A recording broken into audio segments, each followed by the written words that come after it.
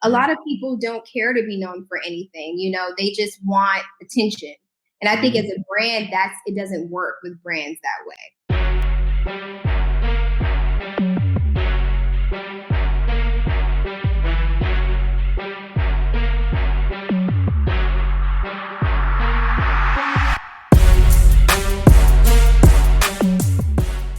What's good, everybody? It's your guy, Beez. We are here again for another episode of Entrepreneurship Exposed, where we're talking about the different entrepreneur strategies that you could get into, but we're also popping the bubble. We're just talking about the pros, opportunities, and the problems so that you know not only the good, but the challenges. I didn't say the bad. I said the challenges. There's always challenges, right? And if you know it ahead of time, you get a chance to get a head start.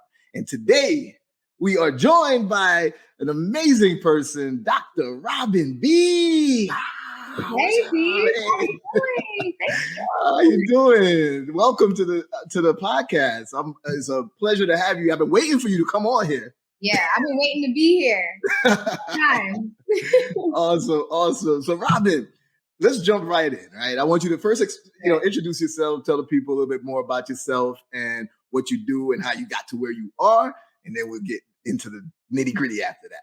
Oh, yeah. So I'm Dr. Robin Beez, as he mentioned. I'm a fitness coach, pharmacist. That's where the doctor comes from. You don't need a PhD to be a fitness coach, okay? But, I have a lot of expertise in a lot of areas concerning health. So I've created a platform, which I'll explain through Instagram, that I was able to actually, put all of the pillars together and teach health from a holistic perspective, right? And so you can actually do this with any business model. And that's why I'm here to tell you guys today. Ooh, I love it. I love it. There we go. And how long have you been in your space right now?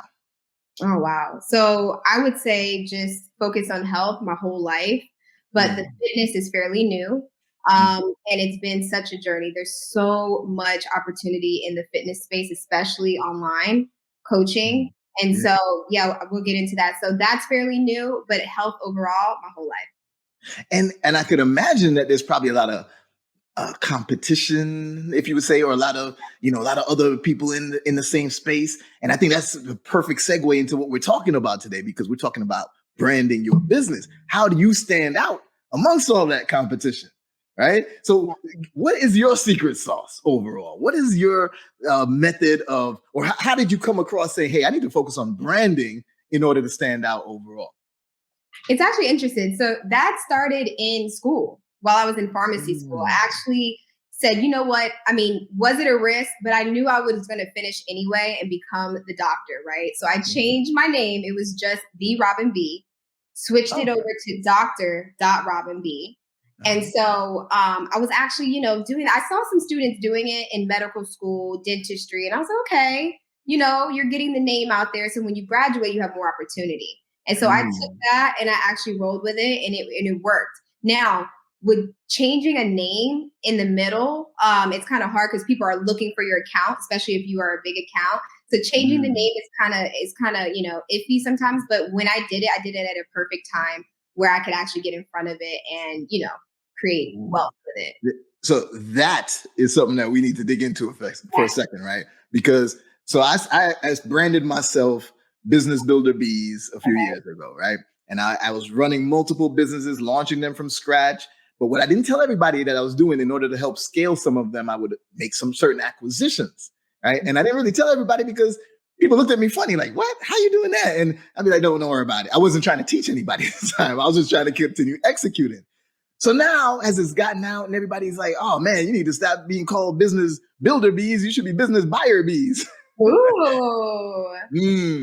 But I'm like, yeah, but I got articles written about me. I got my IG. I got all my branding and saying Business Builder Beez. What would you recommend to someone like me? Yeah, I would say that you are already branding yourself very well. You have a name for yourself, and it's not that major of a difference, right? Like for me, it's a title, a complete title that changes the name of the game and my specialty, right? But with you, as long as it has business, it has your name in there. BBB, you are creating like quick acronyms that people can remember. I think it's good. Yeah. It's funny. A friend of mine, a couple people said that Man, every time I get on IG Live and then Beez jump in. Hey guys, okay, before we get to the episode, I just had to take a moment to say thank you to everybody that's been supporting Entrepreneurship Exposed.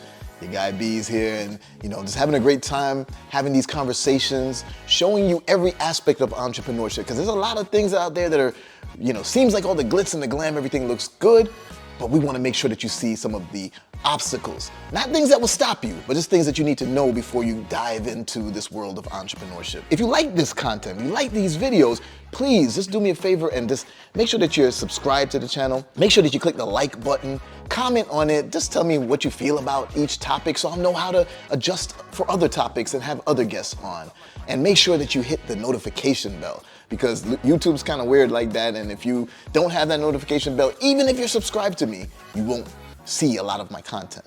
All right, so if you would like to support us, that would be the best way. Thank you so much. Now back to the episode. Everybody start throwing them damn bees across the comments. Whatnot, like the little emoji bees. So that becomes synonymous with me.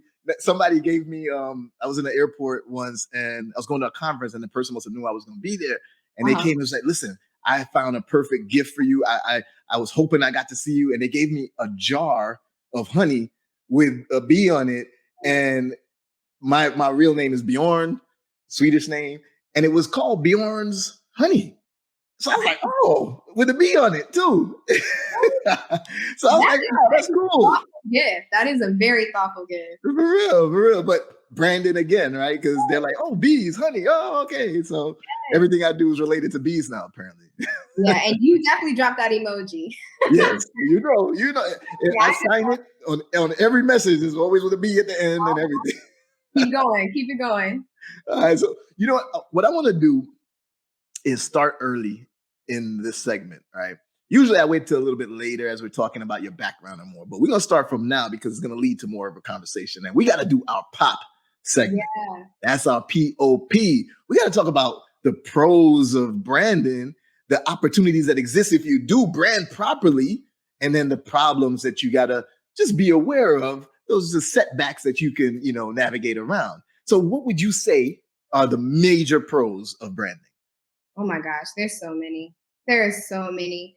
I mean, it just shows like the integrity of the company and basically like how much thought has gone into the company. When you think about everything from your font to your colors to the messaging, like you have a specific, type that you do your reels in and font that you use and colors. That says a lot about the brand itself, right? It says a lot about if it's a product that I need to buy, a service that I'm buying, that I'm getting quality, right? And they actually care about what they're doing. So pros, I would say integrity, yes, of the company, and just, overall, just it's presentable, right? Professional. So that's what I'd say. Opportunities, you can actually use it and put it in different places, right? And like you said, when people recognize the bee, they recognize you without having to say anything else. So if you brand a logo properly, you can actually put your ad anywhere and people would know exactly who you are. We think about the McDonald's arch, we think about the Nike swoosh. And so those type of things is who we all should strive to be, and create opportunities that way. And then I would say problems. Problems could be just bad branding, right? Yes. Say you do all this, you come up with this logo, you paid so much money in branding and it doesn't reach the audience, your niche. And that's a big thing. You can't always go with what you like.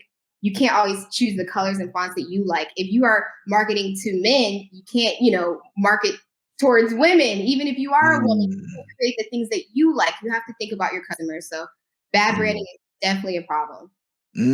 Definitely. I like that. And I'd say, so I would add also, like when it comes to the pros, there's a reason why the same shirt over here can sell for $15 and the same Louis shirt or something else over here can sell for $1,000, right? And it's the same shirt made in the same China factory or whatever it may be. Branding, right? So definitely pros on that. And I agree with you 100% on the problems, because bad branding is a big thing. And, I like the example that you gave, but I'll add in PR is part of branding. Yeah. Right? And I hear people say that, well, even negative PR is good PR. And I don't know if I agree with that. What do you think? I don't personally, right? But again, integrity, right? That's the big thing. So it really depends on what you want to be known for. A lot of people don't care to be known for anything. They just want attention. And I think as a brand, it doesn't work with brands that way, right? You have to really have a defined audience. You have to stick to the script, stick to the protocol. And at the end of the day, people want to buy into a lifestyle, right? Like we buy into Nike, not necessarily for the logo, but we buy into it for like the fact that Serena Williams and all these people are associated with them, and the fact that they do it, I want to do it too. Yeah. So would you want to just put yourself bad PR, and promote that, or would you want to promote integrity? Definitely. You mentioned Nike. Isn't there something that you have with Nike as well? Yes. So I had I wasn't able to make it with all of my obligations, but I had a conference with the women in tech, little girls in tech. We did have it, and I think it was an amazing event, but I was supposed to be there and teach a live workout. There's going to be way more opportunities with Nike for sure. Nice. So what has, this proper branding and getting things done in the right way, what's the biggest opportunity that it's afforded you? I would say the brand deals, right? Because my business is me, essentially. But if you are a company, there's so many opportunities in partnerships specifically, right? Collabs that can come from it. And once people understand your message, right? Because you branded your message correctly, they know exactly what they're getting. It's no question, right? And it's just what's your cost at that point. It's like, I already know who you guys are. I feel like I know you. I feel like you're my friend. I feel like, you guys align with my brand. So let's work. And so that's what I would say. So I've worked with some of the most amazing brands, like you mentioned, and even more, able to do speaking engagements through it and things like that. So I really am blessed. That's what's up. So what would you say to the person that's just starting to brand themselves? Because they're looking at you and they're like, wow, you're getting amazing deals, partnership deals and sponsorship deals and all of that, but you got to start from zero, kind of, right? So what advice do you give to that person that's just starting out and they want to aspire to be, at your level? Yeah, so I'll just split it up. So like I said, there's a personal branding, right? And promoting oneself, which is actually harder sometimes. A lot of people love hiding behind a product, hiding behind a service, and I did that as well. Like I started out with a clothing line. All the way back in college, I began it. And I began it from the lens of I was also able to do community service through it. So it's really like your why, right? So as an aspiring doctor, you do need those hours, right? And so I built business so that I can promote that. So I feel like if this person's starting out, depending on where you see yourself, right? What is your exit strategy? What is the ultimate goal? How much are you wanting to make? Or are you trying to make impact like I was? So when you see that, you're able to just say, hey, first, let's do this. Let's do something for the community if it's impact. Let's gift influencers if I'm trying to make money and I'm trying to bring in those eyes. So I would start by seeing like where you want to go with the company and as far as a product or service business. And then when it comes to personal, I would say just being consistent with content. It's a free app. All of these apps are free. You're putting yourself out there and not everything's going to hit. Like not every post is going to hit.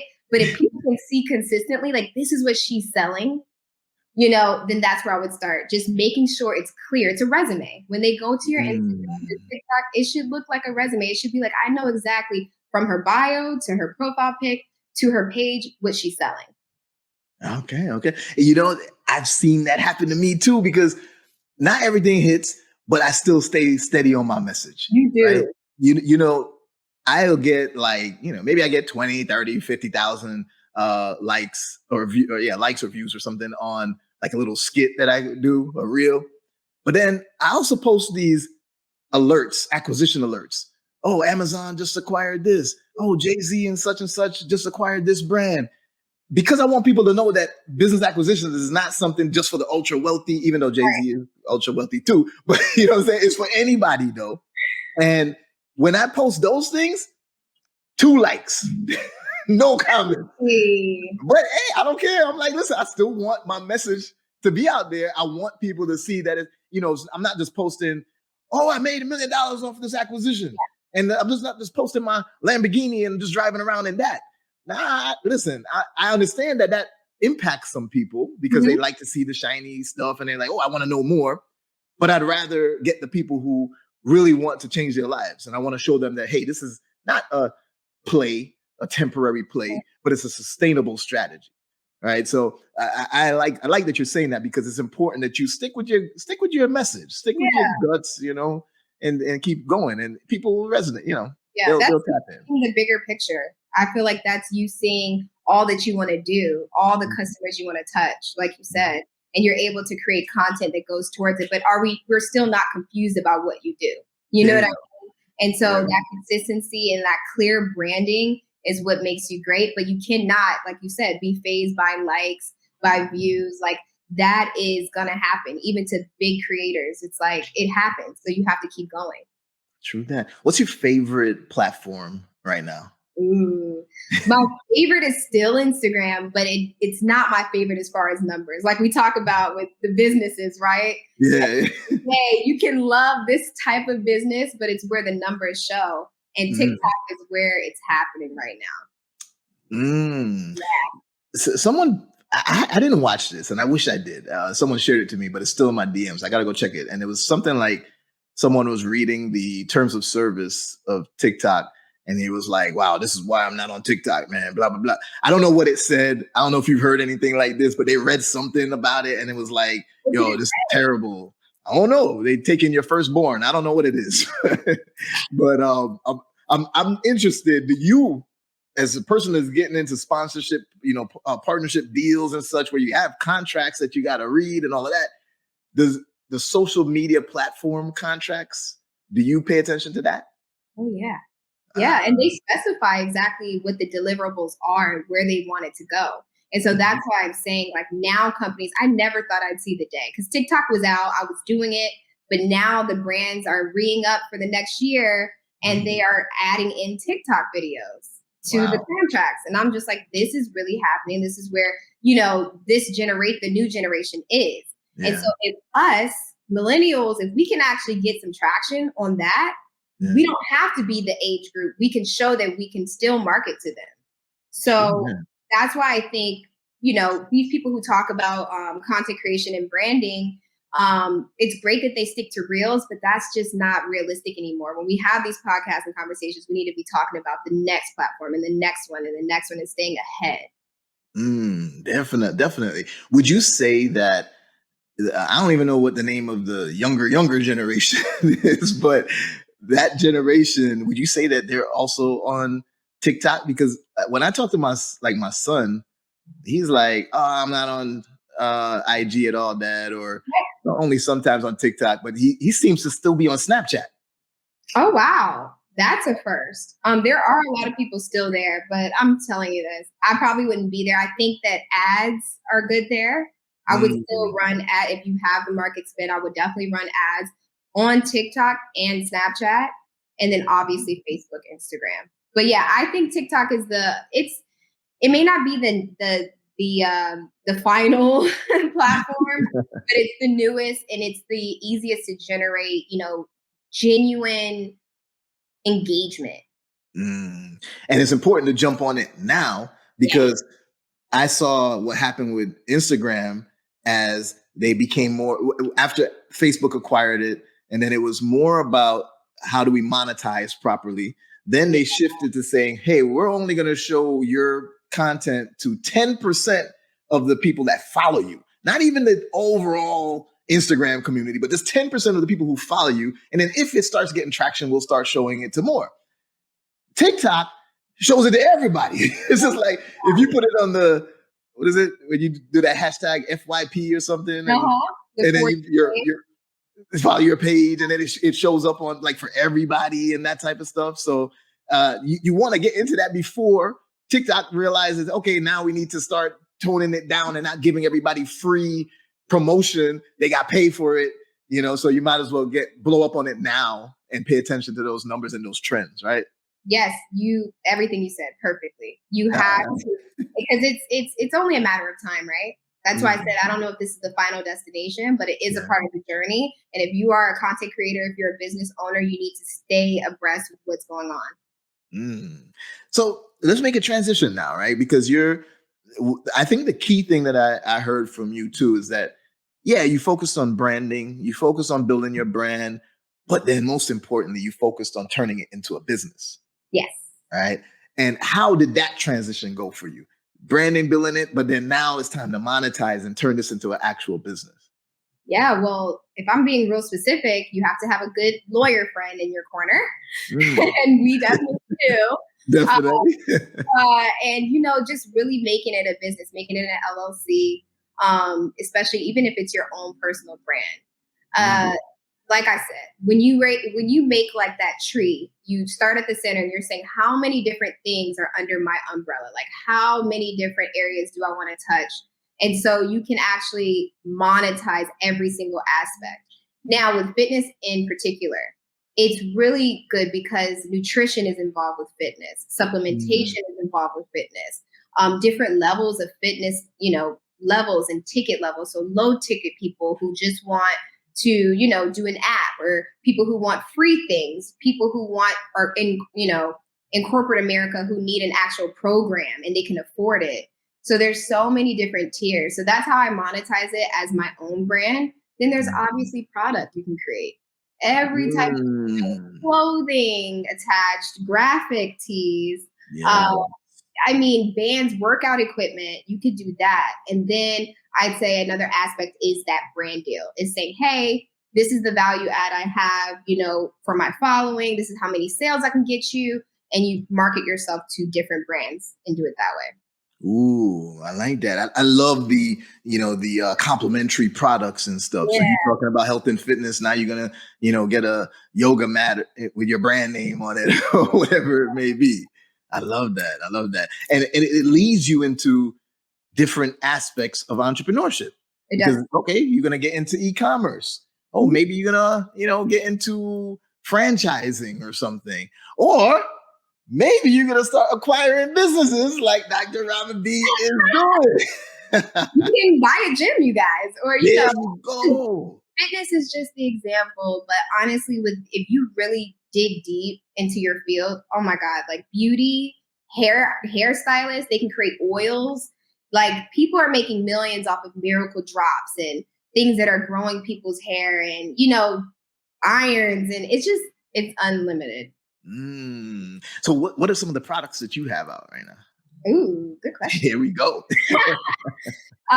So I have challenges, right? That I just completed a challenge. It was like a full body HIIT challenge. So anybody of any fitness level could join this. And it's like 30 days of intense working out, and whoever makes the best transformation wins cash prize.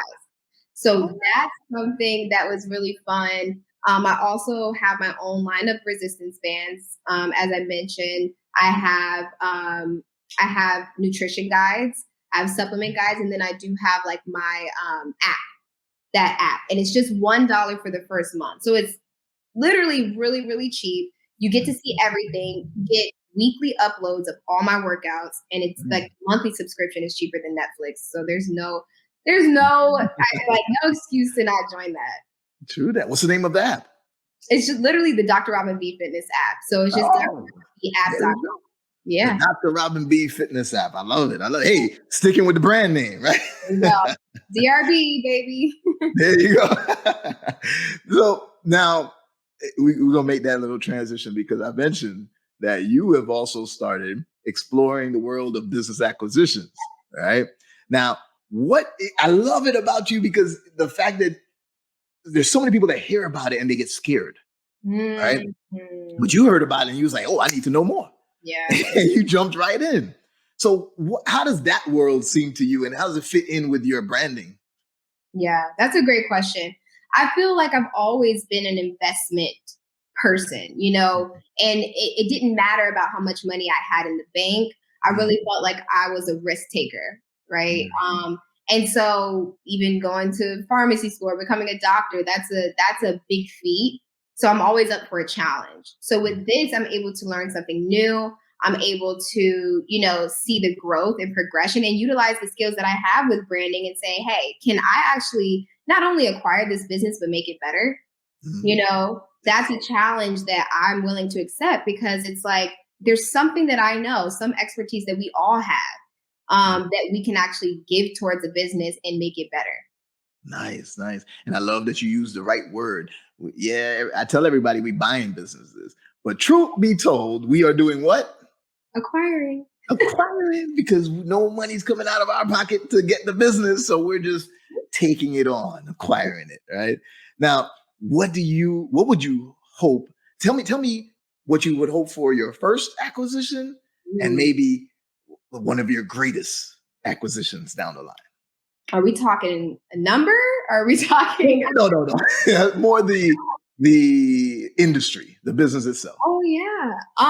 Okay. Right now, obviously, I'm open to anything medical, but I also would be interested into doing that later down the line because I want something that's more passive, least work involved, so I can actually learn the financials behind owning a business. So starting off, something as simple as like a car wash, a laundromat, elevator businesses, things that are already like foolproof, contracted, it's running smoothly. It has all of its employees. That is something that I'm interested in right now. But in the future, I can see myself really getting my hands dirty and opening up either a gym or like a medical spa. Ooh, well, I'm going to start looking out for some gyms for you. I didn't even think about that. That would be a great one for you for sure. In brand, on brand. So many ideas. That's what's up. Now, it's funny. I just got off a call right before we started recording this, and it was a terrible call. What? It was terrible. My blood was boiling for a little bit, right? Because I was speaking to this broker, and he was unrealistic and terrible and rude, and then started talking over me. And, I just kind of let it go and was like, all right, well, I don't think this is going to work out. and I was gone, right? But I find that you have to have that kind of thick skin, I guess you would call it, because, that's one opportunity. You don't need to, stress it out and keep moving. How do you handle, you see Drew right there said he saw the blood boiling. It's true. He was on the call too. But how do you handle when you're dealing with, all these different, companies that you may be getting partnerships with? Do you have to face any adversity with them? And maybe as a woman as well, do they try to take advantage of you? Do they try to talk down to you in any way like that? Do you face things like that? Yeah, I feel like the most common thing is that companies want your services and want to either just give you commission or not pay you at all, right? And they're still not understanding it. It's a business for me as well to create the content, the time, the equipment that I have, all of those things go into it. And so just really showing that value in a calm way, especially as a woman, right, is about being transparent and having a voice. So I think like really showing up as yourself. And if a company approaches you, I used to get mad saying, no, only paid, really be rude or email wise, right? Like really come back at them. But at the end of the day, you never know when you can actually like open their eyes. Maybe they never thought that they needed influencers or paid influencers. And so you could say, hey, this is what I've done for this company. Or have you ever thought about being a sponsor of this aspect of my brand? There's some ways, or do you guys want to be on my podcast? Like there's so many different ways that you can kind of like integrate it. So don't be so quick to anger, try to see if there's any other opportunity. There we go. And that's the nature of an entrepreneur, right? Is, hey, how do we navigate around this problem or, come up with a creative solution and such, right? So you mentioned your podcast. Tell us a little bit more about that too. Oh, yeah. So it's called The Dose Show, like your daily dose of meditation, right? And so it's actually done in seasons, which is really interesting because it started to really pick up through the pandemic. So at one point I was just audio only. And then we opened back up and I was able to sit and talk with people. So I made it into like this fitness challenge, like it was like the hot ones, where you're like eating the hot chicken and you're getting asked questions at the same time. Have you seen that on YouTube? Yeah. in the fitness version, right? So I would have my guests work out with me while I'm asking them questions. Wait. I'm gonna be like doing push-ups, talking about, hey, leave me alone. Right. That's how they are. And it's really, but then I'll throw in a medical trivia question that just throws them off. I'm like, what is diabetes? And then they're just like, so it's such a funny show. And so that season ended, and now I'm going to be, coming back with 12 new episodes very soon. And it's going to have a totally different concept, but it's all under the Dough Show. Oh man, no, I want you to keep that other concept. I love that. Like that one? That's what's up, man. And listen, I told you I'm coming out there. We working out one day, and then you're gonna ask me them questions and stuff. I would love that. That'd be funny. You better study. True that. So I see we have a question from the audience too. It says, do you approach brand deals more so as a fee for service or commission? I guess you answered that earlier though, because you said you prefer the fee for the service, but you're willing to, be creative on deals depending on the situation. Is that correct?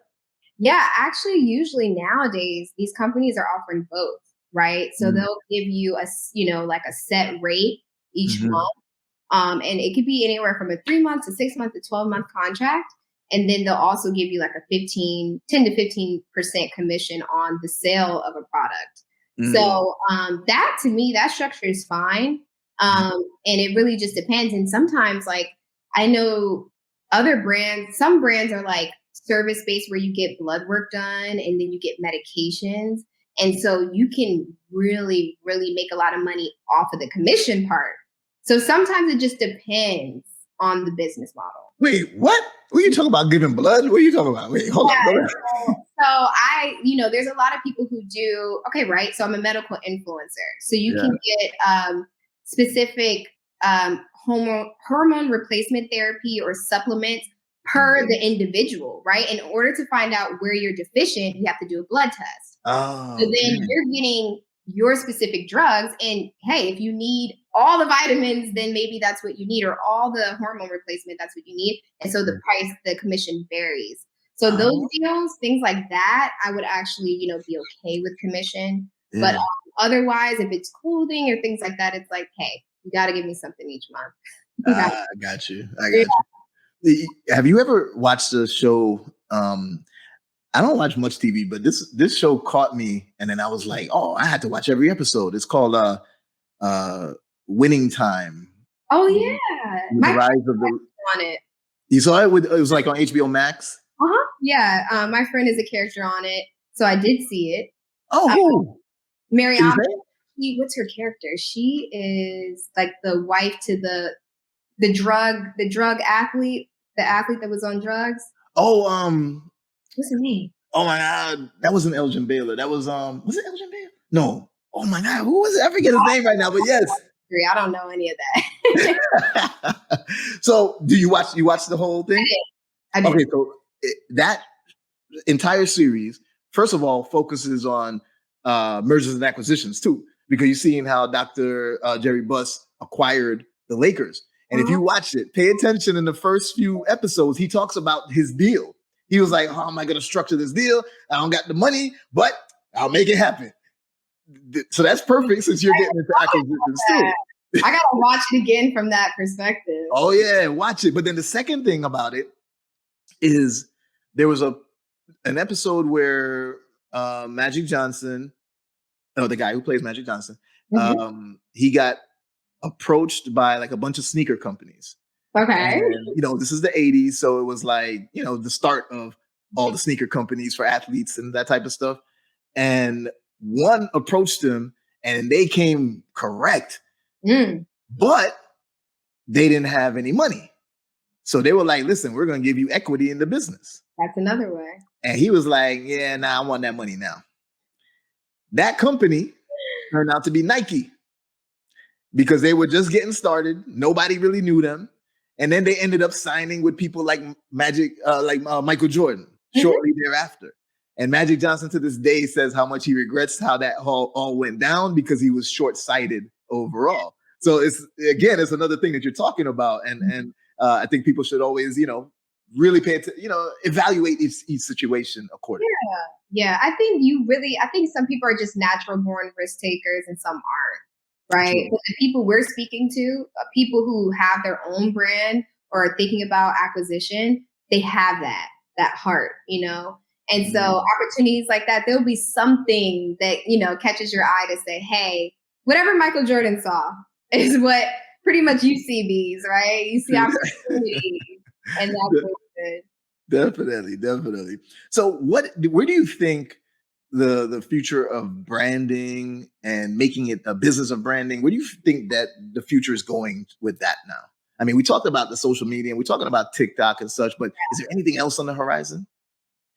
Branding as a whole, I think that it has always been a thing, right? But this is going to be a really big industry as far as making money is concerned, because every company, like I said, is running ads, whether it be streaming services as well. It's the new commercials, and we know how important commercials were, right? Yeah. So it's really I see influencers working with car companies, Mercedes-Benz, and we are the new commercials. So I don't see it ever backtracking. I only see it getting better, and more opportunity to make more money. So again, it's about starting now, because we're in it, but it can be bigger down the line. Yeah. So would you think you'd ever have one of your reels or your commercials on like the Super Bowl or something? Oh my God, Beez. I can see it going there. That's perfect for you. I can't talk right. I'm going to call you after this. Oh, okay. Can I say nothing? I did not know nothing. I was just coming up with stuff. Anyway, next question. Awesome. Now, I do have a challenge, and being a social media person, you're familiar with all these crazy challenges that they have out there. But my challenge is different. My challenge is called the $1 Trillion Table Challenge. And the $1 Trillion Table Challenge, I want at the end of this decade to sit in a room at a table with a bunch of other people that look like us. And we have $1 trillion AUM, assets under management, not cash in pockets, right? Because that's short-sighted, just thinking cash in pocket. We're talking about we have assets that we are managing, businesses, real estate portfolios, crypto accounts, everything. Will you take on that challenge and be at that table with me? What? I'd be honored. I'd be honored to have you there, and I know you will make it. I'll be there. Meet you. Let's go. $1 Trillion Table Challenge is happening end of this decade. And we're going to look back at this episode and be like, Robin committed to being on the $1 Trillion Table Challenge. Yeah. I love that.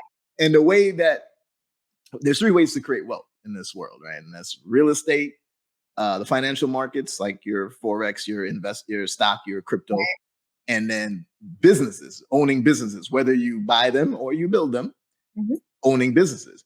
So now with you starting to acquire businesses, you're well on your way to the $1 trillion table. Let's go. It's all coming. There we go. I'm happy to have you aboard. We're going to do some amazing things. Man, Robin, I don't know. Tell me more about what are your major plans going forward? Like, I know you can't mention something in particular, but what do you see in branding for you in between now and the end of 2023? In branding specifically, I would say, just building out my community. I think community is very important. You do a great job of staying in contact with people, whether it be, an email list, a text list, a Zoom group, a prayer call. I don't care. I feel like staying in contact with the people that are the reason why you're getting paid by these brands. Yes. It's very, very important. The people who are doing the workouts, who believe in you, right? Yeah. Or acquiring the businesses, it's very important that we stay connected to them. So that's truly like where I see myself doing, is building that. And then honestly, this business acquisition is going to be one of my top focuses. Like, this is where my priorities are. Just my brand and this brand. I think it's really important. Awesome. And I love that you said community building, because I think that's something that's grossly overlooked. People think, oh yeah, I'm just gonna make some money and then people just gonna pay me. Nah, but when you build that tribe that are faithful to you and they'll always support you, and that's the key to sustainable success.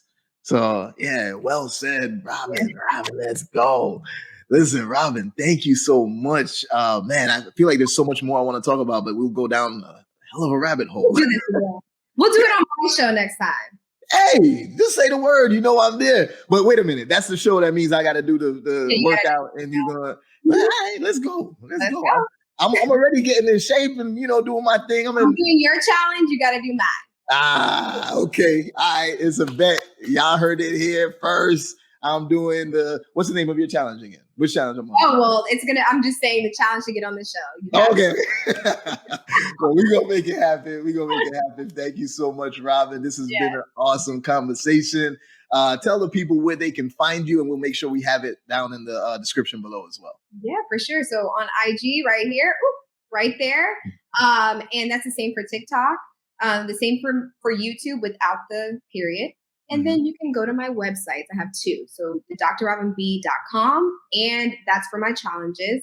And then the drrobinbapp.com is for that $1 for the first month app that gives you all these workouts, literally so many workouts and programs, nutrition guide, discounts on clothes, you name it, it's all there. Awesome. I shouldn't even have asked you how they could find you. I should know that you had your consistent branding across everything. So Dr. Robin, you can find her for sure. Hey, Robin, thank you so much for coming on to Entrepreneurship Exposed, where we just expose branding your business. And we talked about the $1 Trillion Table Challenge and acquiring businesses. So thank you again. Have an amazing day. I can't wait to be on your show. Everybody, make sure that you tap into Dr. Robin B. Information down below. Make sure you like and subscribe to Entrepreneurship Exposed. And I'll see you all on the next episode. Thanks, Robin. So much. My pleasure. All right. Awesome.